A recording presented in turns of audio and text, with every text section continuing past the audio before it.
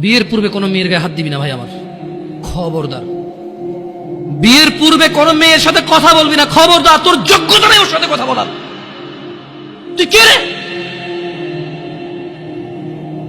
বামন হয়ে চাঁদের দিকে হাত বাড়াবি না। আমার বোনরা চাঁদ।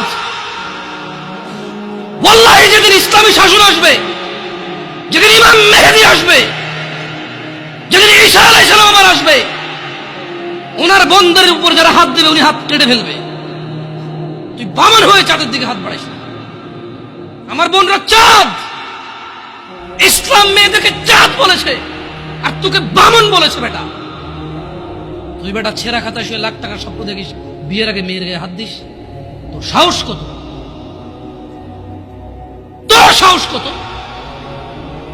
তুই জানিস না মুহাম্মদ সাল্লাল্লাহু আলাইহি সাল্লাম বলছে নেক স্ত্রী দুনিয়াতে যা আছে ওর চেয়ে বেশি উত্তম।